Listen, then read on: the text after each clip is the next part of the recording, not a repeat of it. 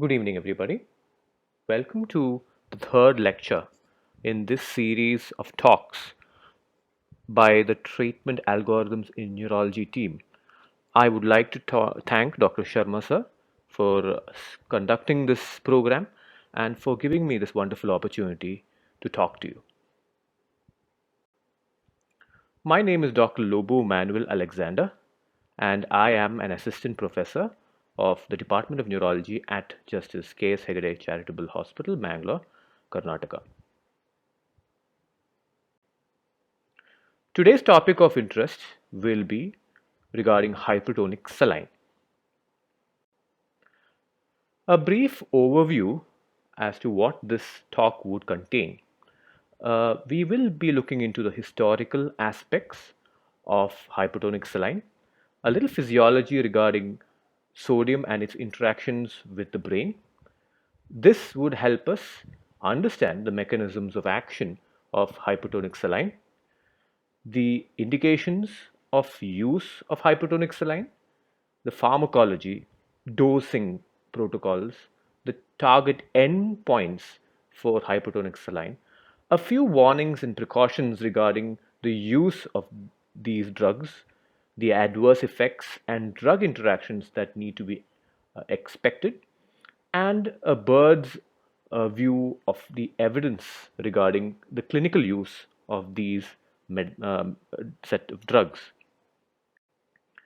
Now, our objective shall be to review the pharmacology and practical aspects of hypertonic saline. Hypertonic saline refers to any saline solution with a concentration of sodium chloride higher than the physiological 0.9%. The commonly used preparations are 2%, 3%, 5%, 7%, and 23%. Now, the most commonly available uh, hypertonic saline in India is 3% saline. Historically, Weed and Maccaben were the first to report its uses in animal models way back in 1919. Their team had injected intravenous hypotonic saline in cats and in postmortem had demonstrated that hypotonic saline reduced the brain volumes in these cats.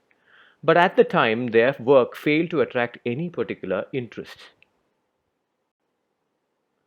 It was only in the 1980s that hypotonic saline was rediscovered for use in resuscitation of hemorrhagic shock, and it is towards the latter end of that decade that hypotonic saline was used in animal models with traumatic brain edema and was found at that point in time to be superior to mannitol.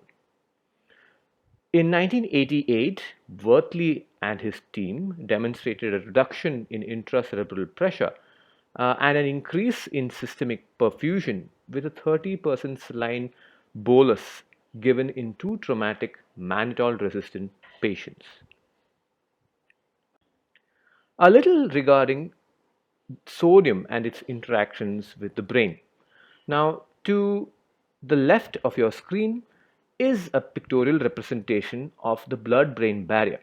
Now, the blood brain barrier consists of tightly adjacent endothelial cells along with the food processes of astrocytes. Now, the blood brain barrier, as you all may be very well aware, is a selectively permeable barrier. Now, it is freely permeable to the bidirectional movement of water molecules because of aquaporin 4 water channels. Now, this small pictorial representation on the right is another representation of the same picture, albeit a little simpler. These are the sodium molecules, the water molecules in the vascular compartment. This is a representation of the astrocyte foot process and the bidirectional movement of water. And this is the central nervous system with the osmolytes, which I'll be talking about later within the central nervous system. Now, the ability uh, of a particular solute to exert an osmotic pressure across a particular membrane is its osmotic reflection coefficient. Now, if the osmotic reflection coefficient of a solute is 0, then it is freely permeable across the membrane. And as is in the case of sodium, if it is 1, it is largely restricted within the vascular compartment. The various mechanisms to counteract the deleterious effects of extracellular hypotonicity on cell volume are collectively called regulatory volume decrease. These essentially involve the outward movement, the extrusion of intracellular osmotically active solutes, otherwise called osmolytes, that will induce the obligatory movement of water along with these solutes extracellularly and prevent or reduce cell swelling. Now, there are two types of osmolytes present in the mammalian brain. One is the electrolyte osmolyte and the other being the organic osmolytes. Now, the electrolyte osmolytes are sodium, potassium, and chloride, whereas the organic osmolytes are myoinositol, betaine, glutamine, taurine, and GABA. Now, when there is a reduction or fall in the sodium levels in the blood, that induces a low osmolality on the vascular compartment. And this means that there is a net movement of water molecules from the vascular compartment into the central nervous system across the blood-brain barrier. And this induces the swelling of the astrocyte foot processes as well as neuronal cell swelling. Within minutes, the brain actually responds to this by forcing sodium and water out from the interstitium into the CSF space.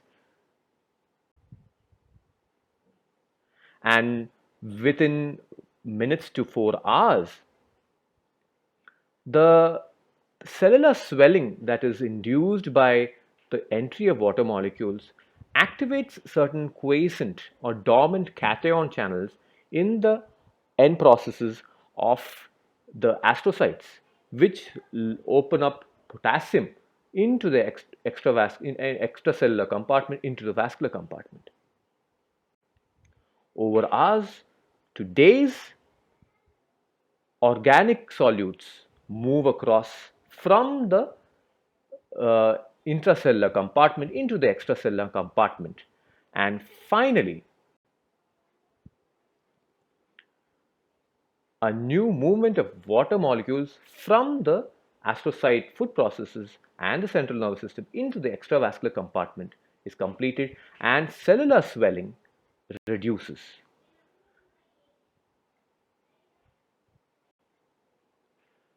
Now, the various mechanisms of actions of hypertonic saline.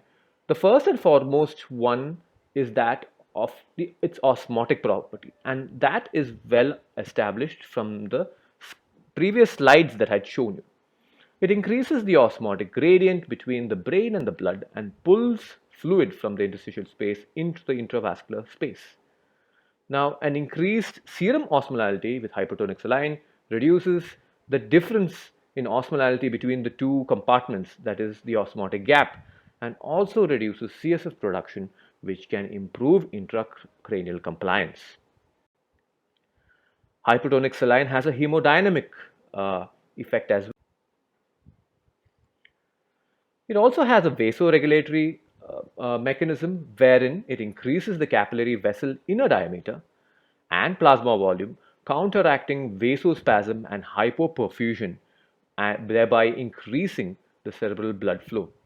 This action may be by dehydration of the endothelial and cells and the erythrocytes, increasing the internal diameter of vessels, thereby improving the movement of RBCs through the cerebral capillaries and thereby contributing to a rheological effect. It also has immunological actions. In severe trauma, there is an inflammatory response that is activated. Leukocytes migrate to areas of injured microvasculature and cause secondary injury by activation of peroxidases and proteases that mediate cell death. Hypertonic therapy has multiple immunomodulatory effects. It alters the local prostaglandin production, increases cortisol and adrenocorticotropic hormone levels. It also reduces leukocyte adherence and neutrophil activation. This particular slide is just an overview of what we've just discussed, the proposed mechanisms. As you can see, there is an improvement in the hemodynamics of cerebral perfusion. There is a vasoregulatory action, decreased cerebral edema because of its osmotic action, and it has a few immunological or cell modulatory actions. All these increase cerebral perfusion, decrease intracerebral pressure, thereby avoiding secondary injury and helping in cell recovery. Now, what are the clinical indications for use of hypertonic saline? It is used in raised intracranial pressure, in cerebral edema, symptomatic hyponatremia, dialysis disequilibrium. It is used as a nebulization as for mucolysis in cystic fibrosis, and as an off-label use, it is used in volume resuscitation. We will be concentrating on its use in raised intracranial pressure and cerebral edema.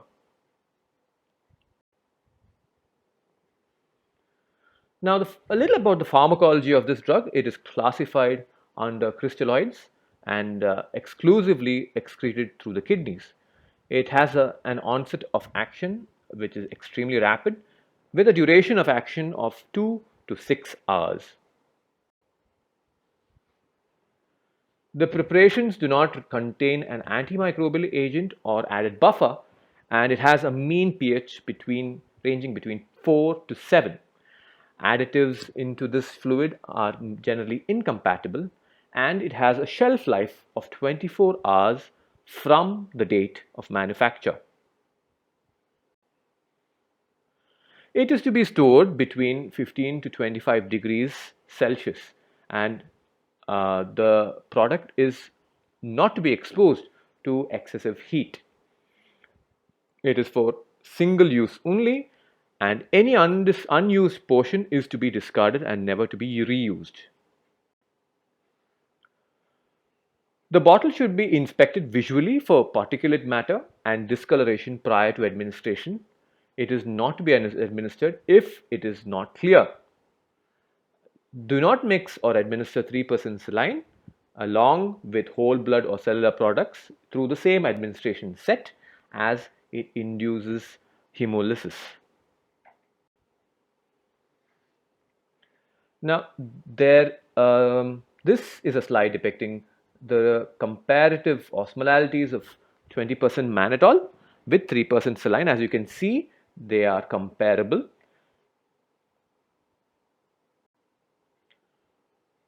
What are the targets of therapy? The overall goal is to optimize cerebral perfusion and avoid secondary ischemia. Towards this, we need to maintain a cerebral perfusion pressure of 60 to 70 millimeters of mercury, an intracranial pressure of less than 20 millimeters of mercury, a temperature of less than 37 degrees Celsius, a CVP of 6 to 10 millimeters of mercury, and it is important that the serum sodium levels do not increase by more than 12 milliequivalents per liter over 24 hours. What are the different dosing regimens? There are two types of dosing regimens, one being the symptom-based bolus therapy and the second being the continuous infusions. The bolus therapy has generally been described for 23.4% hypertonic saline boluses. This preparation unfortunately is not freely available in India. However, if it is available, it would have been given over a 10-minute push through a central line. In individuals less than 50 kgs, a 20 ml push would suffice. Someone between 51 to 100 kgs would require a 30 ml bolus, whereas individuals more than 100 kgs would require a 50 ml bolus. With the available 3% saline, an IV bolus dose of 250 ml given over 15 to 30 minutes would do exactly the same. These boluses may be repeated once every 4 hours unless serum sodium levels are more than 160 milliequivalents per liter.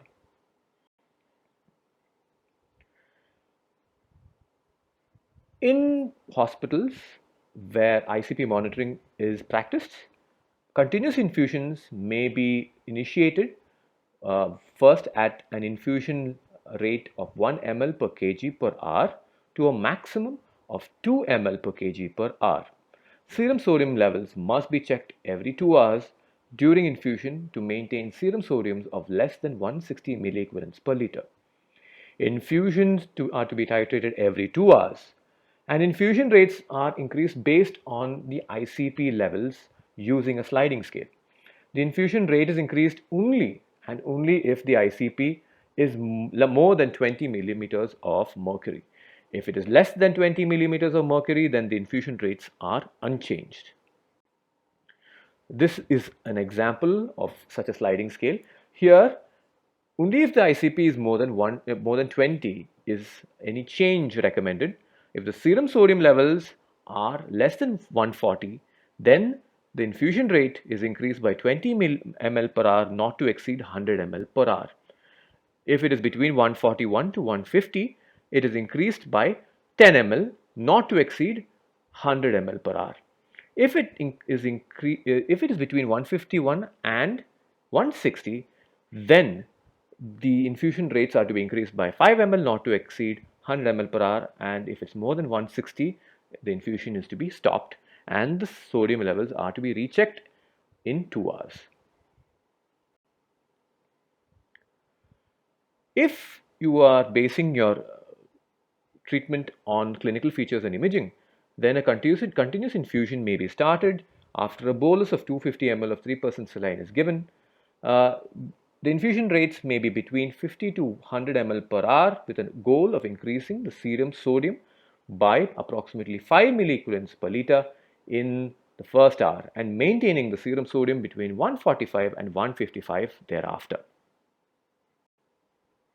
Another protocol that is available, one that suggests an initial usual dose of 10 ml per kg as a loading, followed by 0.1 to 1 ml per kg per hour. The initial serum sodium goal is commonly set at 145 to 155 milliequivalents per liter and then is intensified to 160 milliequivalents per liter if clinically indicated. Serum sodium and creatinine is monitored every 6 hours and serum osmolality every 12 hours. When do you discontinue hypertonic therapy? How do you discontinue hypertonic therapy?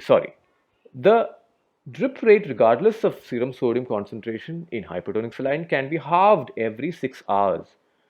When the rate is 20 ml per hour or less, the drip can be directly discontinued. During the weaning period, serum sodium levels should be checked every 12 hours. What are the treatment endpoints? If the cause of intracranial hypertension has been resolved or definitely treated, or if clinical improvement in signs of raised ICP are obvious, if the signs and symptoms of volume overload or congestive heart failure develop, or if the serum sodium is more than 160 and osmolality is more than 320 milliosmoles per liter, these constitute treatment endpoints. There are certain warnings and precautions that we have to be aware of. Hypertonic saline is a strongly hypertonic solution and causes vein damage, and if extravasation into tissue happens, can cause local tissue swelling and tissue necrosis. Therefore, it has been recommended in the past to administer hypertonic saline via a central venous axis. But can hypertonic saline be administered through a peripheral axis, as a central axis may not be accessible for all of us? Now, this study, which was published in the American Journal of Critical Care, suggests that that can be done. They did a study wherein 213 patients who had been started on peripheral continuous infusions of 3% saline were studied, and they found that only 15, that is 7% of these individuals had infusion related reactions, which meant that most patients received their entire treatment peripherally without any complications.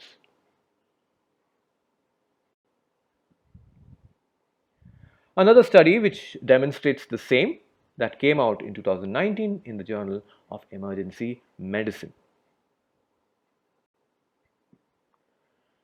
There can be hypersensitivity infusion reactions, including hypotension, pyrexia, tremors, chills, urticaria, rash, and pruritus.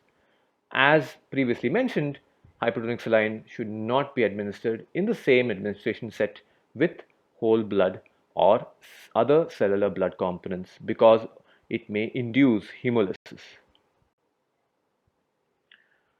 There are no known specific contraindications for hypertonic saline according to the FDA. But there are certain adverse effects that we need to be aware of while administering hypertonic saline. The most infamous and dreaded complication is the neurological complication of osmotic demyelination or central pontine myelolysis. This being the reason why everybody suggests that hypertonic saline be given at such a rate that the daily rise of more than 12 milliequivalents is avoided. This is an MRI demonstrating the same uh, complication.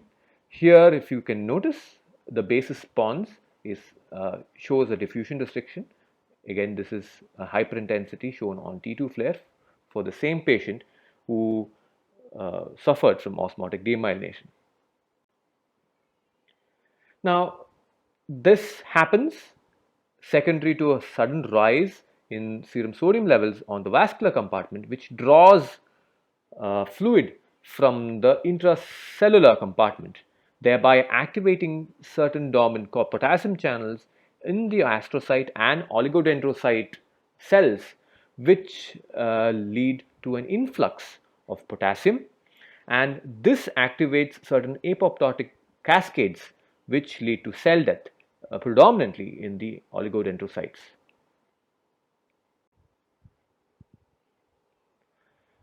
Now, fluid overload is another complication of hypertonic saline. This happens especially in patients with pre-existing heart failure or renal failure. Other electrolyte abnormalities that are common are hypochloremic metabolic acidosis, especially if large volumes of hypertonic saline have been infused. Another transient electrolyte abnormality is hypokalemia. Again, hematological abnormalities like which cause hemorrhage because of decreased platelet aggregation and increased prothrombin or partial thromboplastin time are reported in cases where more than 10% of the plasma has been replaced with hypertonic saline, and this has been found in individuals who have received hypertonic saline as part of resuscitation of shock.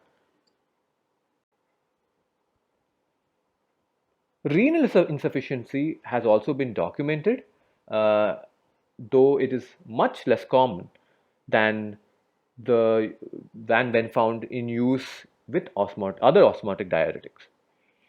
The other complication of rebound increase in intracranial pressure has also been reported, and therefore it has been suggested that 3% saline be slowly tapered.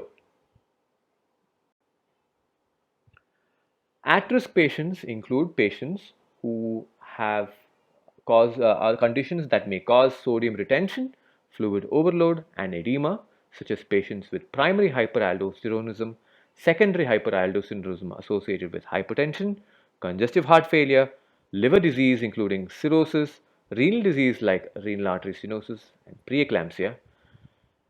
Also patients on medications that cause sodium retention like corticosteroids. Other patients who are at risk are patients who are pre-existing hypernatremia, hyperchloremia, who are already volume overloaded. In pregnancy, the use of hypertonic saline is categorized as category C. There is not enough data regarding fetal effects of hypertonic saline, and therefore, when using hypertonic saline, the risk versus benefit of its use in that particular condition in a pregnant lady has to be discussed and determined. In pediatrics, hypertonic saline has been reported to cause fatal hypernatremia, including capillary venous congestion, intracerebral, subdural, and subarachnoid hemorrhage, as well as superior sagittal and cortical venous thrombosis with hemorrhagic infarction. Therefore, it should be used with caution. The drug interactions associated with hypertonic saline, one is that it can increase the renal clearance of lithium, thereby reducing the serum levels of lithium. And as we previously saw, corticosteroids and other medications that cause sodium retention can cause fluid and volume overload when used alongside hypertonic saline. So, what is the evidence regarding the use of hypertonic saline in raised intracranial pressure? This is a Cochrane review of the use of hypertonic saline versus intracranial pressure lowering agents for people with acute traumatic brain injury, which was published in January 2020. This review sets out to find trials comparing hypertonic saline to a potential range of other intracranial pressure lowering agents, but only identified trials comparing with mannitol and mannitol in combination with glycerol because of the lack of good trials available. It showed only weak evidence to suggest that hypertonic saline is no better than mannitol in efficacy and safety in the long-term management of acute traumatic brain injury. The Neurocritical Care Society brought out its guidelines for the acute treatment of cerebral edema in neurocritical care patients this year in January. Now, the panel suggests that in the treatment of cerebral edema in patients with subarachnoid hemorrhage, that symptom-based bolus dosing of hypertonic sodium solutions rather than a sodium targeted based dosing, that is an infusion, for the management of intracranial pressure, raised intracranial pressure or cerebral edema in patients with SAH was suggested, and this was a conditional recommendation with very low quality evidence. The data on sodium targeted based hypertonic dosing regimens for ICP control was extremely limited in this condition, and that is the reason why they suggested that symptom based bolus dosing be used in subarachnoid hemorrhage. Now, one of the studies that tilted their opinion towards the use of bolus based treatment is this particular study by Koenig and his colleagues, wherein they studied 76 transtentorial herniation events which occurred in 68 patients, of whom 16 of these patients had subarachnoid hemorrhage. And they found that almost 75% of these events were reversed on administration of 23.4% saline as a bolus. So their conclusion was that the treatment with 23% saline in bolus was associated with rapid reversal of transtentorial herniation and reduced intracranial pressure. Now, the panel suggested the use of hypotonic sodium solutions over mannitol for the initial management of elevated intracranial pressure or cerebral edema in patients with traumatic brain injury. Again, it was low quality evidence. Their reasons were literature suggested hypertonic saline was at least as safe and effective as mannitol, and the advantages of hypertonic saline over mannitol for fluid resuscitation and cerebral perfusion justified the suggestion to use hypertonic saline over mannitol. However, the panel found that neither agent had any particular demonstrated any particular tendency to improve neurological outcomes. The panel suggested the use of hypertonic sodium solutions or mannitol for the initial management of cerebral edema in patients with acute ischemic stroke. Again, this was low quality evidence. The panel did not identify any randomized controlled trials that directly compared these agents in acute ischemic stroke using neurological outcomes as an endpoint.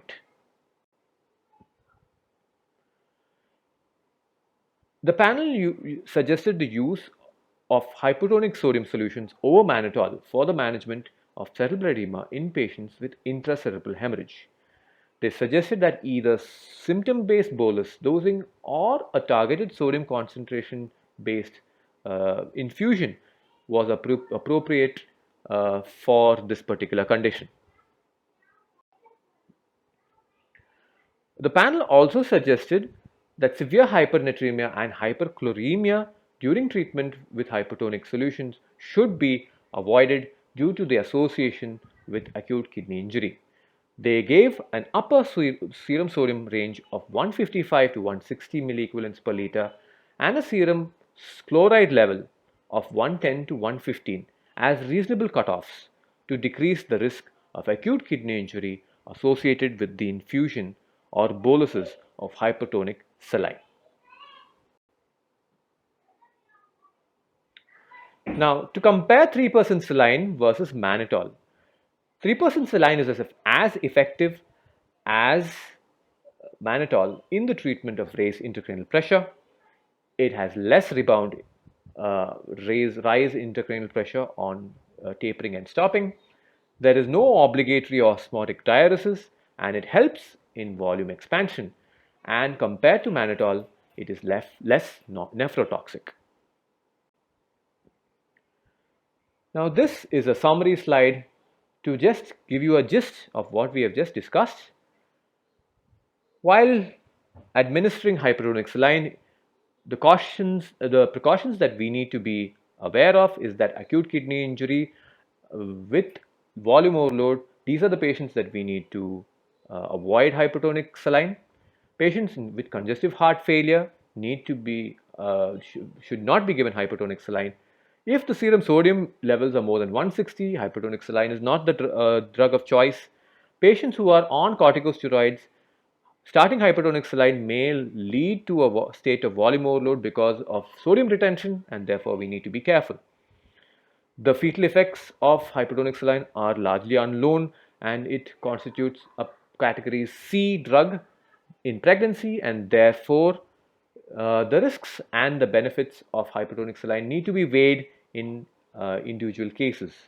In children, hypertonic saline has to be infused with caution, as it can cause capillary and venous congestion and intracerebral, subdural and subarachnoid bleeding. The hypertonic saline needs to be stopped if sodium levels are more than 160, and it is important to maintain serum osmolality of less than 320 milliosmoles per kg. Technical considerations while infusing hypertonic saline is that when giving a continuous infusion, a 10 ml per kg loading dose can be followed by 0.1 to 1 ml per kg per hour infusion. Initial serum sodium goals are to be set at 145 to 155 milliequivalents per liter, and it can be intensified to up to 160 milliequivalents per liter if clinically indicated. Stop if serum sodium levels are more than 160 milliequivalents per liter. Avoid increases of more than 12 milliequivalents per day. Administer preferably through a central line. Peripheral lines may also be used. Always taper and stop Never abruptly stop the infusion.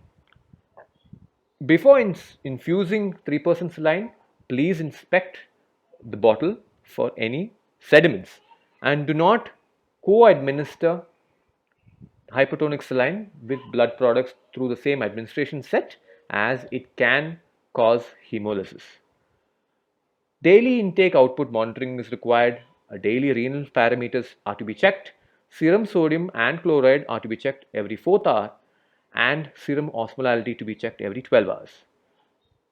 Monitoring of cardiac functions while infusing 3% saline or any other hypertonic saline is recommended.